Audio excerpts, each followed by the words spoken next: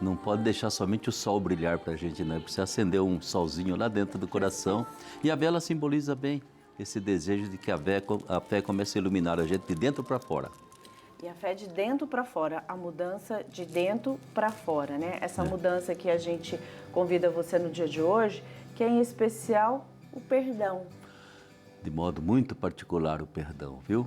Perdão é a perfeição do amor. É a perfeição do amor.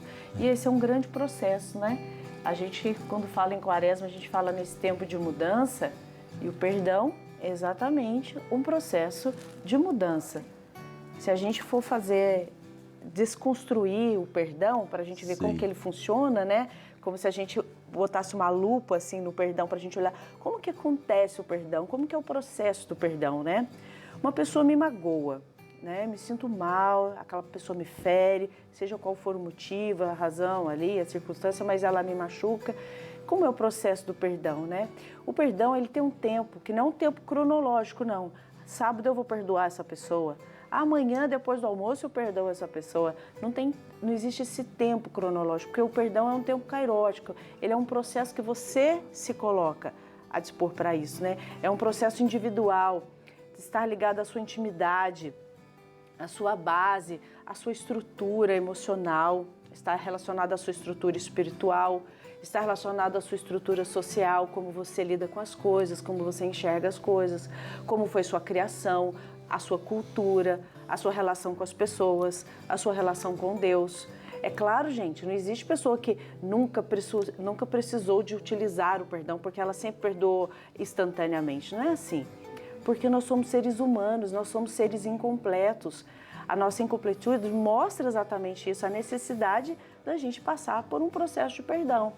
Um processo de perdoar e um processo de ser perdoado. É claro que o processo de perdoar alguém está muito mais relacionado a nós. Esse tempo que a gente leva para perdoar um amigo que nos magoou, por exemplo, a gente vai vivendo. A gente também não sabe quando vai ser, mas a gente vai percebendo as nossas resistências, os nossos muros, as nossas dificuldades, o que a gente precisa vencer em nós para a gente poder alcançar esse tempo do perdão. E é tão bonito, gente. Aproveita o tempo da Quaresma exatamente para isso, para você conseguir se organizar na dimensão espiritual e na dimensão emocional para você alcançar o perdão, que você precisa das pessoas. Quando a gente fica com o coração muito magoado, muito pesado, rancoroso, né, lembrando, remoendo, para de gastar energia com isso. Gaste energia para você criar novas perspectivas, para você criar novas possibilidades para encontrar o perdão. Quando você perdoa, quem vive bem é você. O outro é outra conversa, mas é você que precisa viver bem. É o hoje e é o aqui. O de hoje, a situação hoje que pede e convida você a isso. Na palavra de Deus, o Padre Ulisses está aqui hoje, vai nos ajudar a compreender melhor, né? São tantas situações tão críticas, como que eu vou perdoar uma situação que fez isso para mim? Bom, na palavra de Deus a gente encontra. A palavra é o grande alimento para a gente ter essa energia, para a gente alcançar e processar esse perdão. Em Mateus capítulo 18, versículo 21, na palavra de Deus a gente vai ler e poder consumir um pouquinho da verdade. Né? Vamos ler.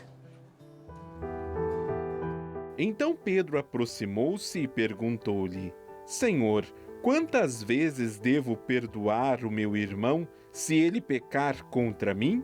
Até 7 vezes? Jesus respondeu-lhe: Não apenas 7 vezes, mas até 70 vezes 7. Então, Dani, você usou uma palavra muito teológica, viu? Então, perdão, ele faz parte do tempo que ela dizia para nós que não é de Cronos, que é o tempo humano, mas é kairótico, o tempo kairos. O tempo kairos é o tempo de Deus, viu, gente? É o tempo da graça de Deus na vida da gente, né? Então, quem me faz perdoar é Deus, está lá dentro de mim e Ele me leva a esse perdão.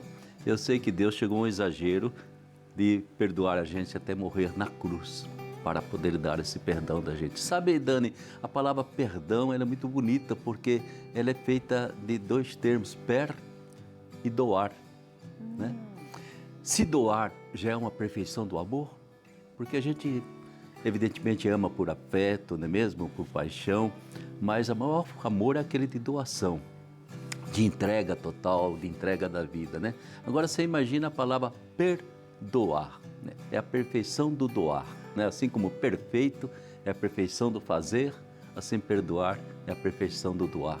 Ou seja, é alguma coisa que tem que brotar lá no fundo do amor e do amor que está lá dentro de mim, que Deus coloca no meu coração, me importuna e pede para que eu possa amar com perfeição. E o perdoar, ele não depende, ele não é uma reação, ele é um ato, uma ação que eu faço a partir da presença do Espírito Santo dentro de mim.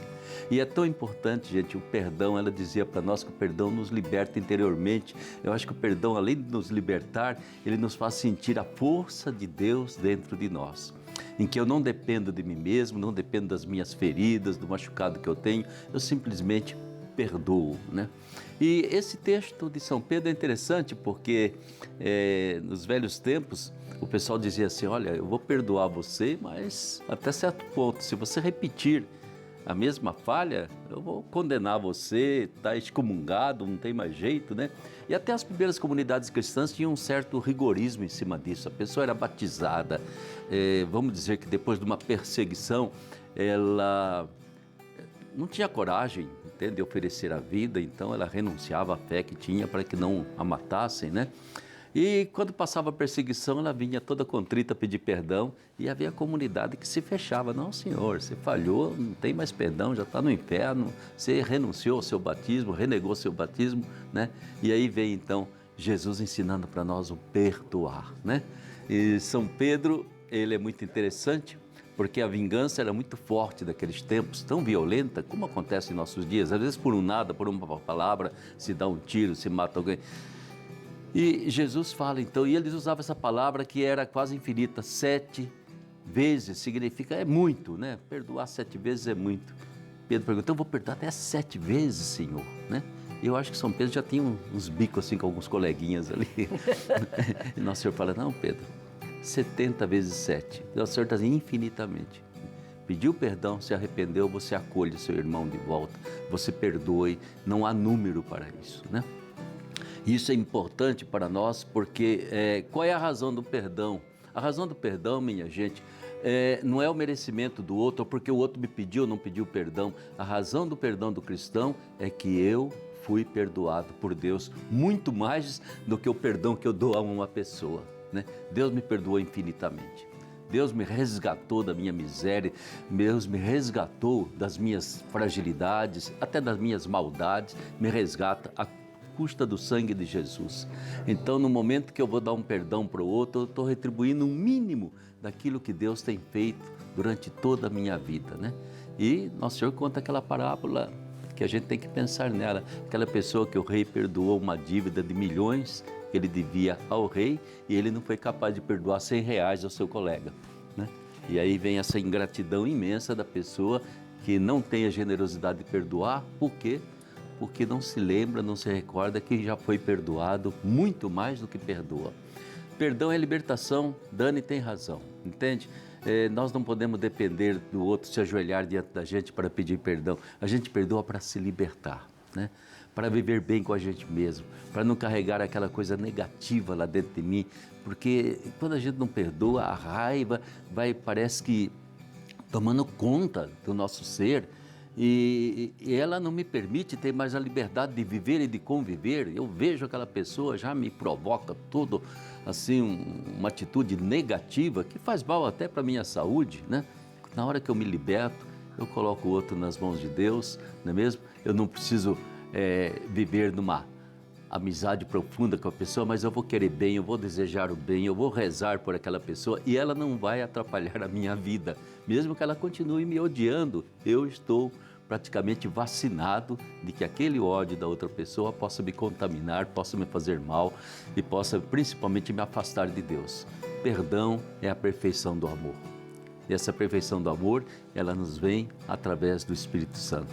Então, eu acho que São Pedro compreendeu isso, ele fez depois as comunidades acolherem aqueles que voltavam arrependidos, sem ficar olhando na cara da pessoa, poxa, o que você fez? Como é que você não teve coragem? Não, acolhe, abraça e procura conviver como irmãos e irmãs.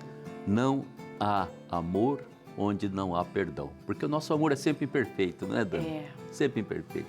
Se eu não for capaz de em casa, com a esposa, com o marido, com os irmãos, com os pais, com os filhos, de dizer, me desculpe, me perdoe, esse amor está morto lá dentro, está no congelador, né? O amor que a gente vive todo dia tem que toda hora saber, me desculpe, me perdoe. É um momento em que a gente refaz o brilho da convivência no amor entre as pessoas de uma família, entre os amigos, dentro da sociedade, nos nossos grupos, nas nossas comunidades. É quando a gente sabe dizer, me desculpe, me perdoe, eu me enganei e pronto, o amor se refaz. É verdade, Padre. E que a gente possa pedir, né, em oração, que a gente tenha coragem. Exatamente. Coragem, né? Que a gente não fuja dessa atitude, dessa mudança que a gente tanto precisa. Às vezes as pessoas passam 10, 20 anos, né, sem perdoar o pai. Pais passam anos sem perdoar seus filhos, esposas, sem perdoar seu marido e continuam convivendo com aquela ruindade, né, com aquele clima ruim dentro de casa. Olha, quando você não perdoa, diz muito sobre você. Diz muito mais sobre você, até mesmo do que às vezes a atitude que a pessoa causou na sua vida.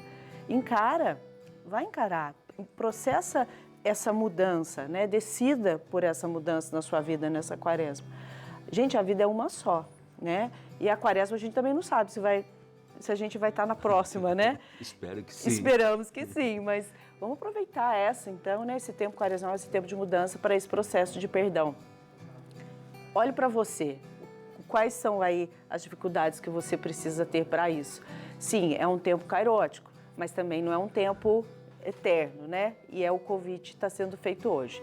Que nesse Pai Nosso, nesse Ave Maria, você reze com muita fé, que seja das pequenas coisas, as grandiosas, que seja isso para você, mas que nessa oração você consiga já dar o seu primeiro passo para essa mudança. Então, Dani, eu sempre digo ao povo, aqueles que vêm se confessar, falo, olha, a primeira coisa que a gente pode fazer para começar a perdoar é rezar por a pessoa que a gente está mal com ela, né? Então eu queria que você, nesse Pai Nosso, nessa Ave Maria, pense talvez em alguém que machucou você, ou talvez alguém que lá do seu passado ainda fica uma presença que atrapalha um pouquinho você. Reze na intenção dessa pessoa e Deus vai colocar em você a força de perdoar de todo o coração. Amém. Pai nosso que estais no céu, santificado seja o vosso nome. Venha a nós o vosso reino, seja feita a vossa vontade, assim na terra como no céu. O pão nosso de cada dia nos dai hoje, e perdoai as nossas ofensas, assim como nós perdoamos a quem nos tem ofendido. E não nos deixeis cair em tentação, mas livrai-nos do mal. Amém. Repita mais uma vez, perdoai-nos as nossas ofensas, assim como nós perdoamos a quem nos tem ofendido. Ave Maria, cheia de graça, o Senhor é convosco. Bendita sois vós entre as mulheres e bendito é o fruto do vosso ventre, Jesus. Santa Maria, Mãe de Deus, rogai por nós, pecadores, agora e na hora de nossa morte. Amém. Glória ao Pai, ao Filho e ao Espírito Santo. Como era no princípio, agora e sempre. Amém. Nossa Senhora Aparecida, rogai por nós. São José, rogai por nós. Aí. Nossa Senhora.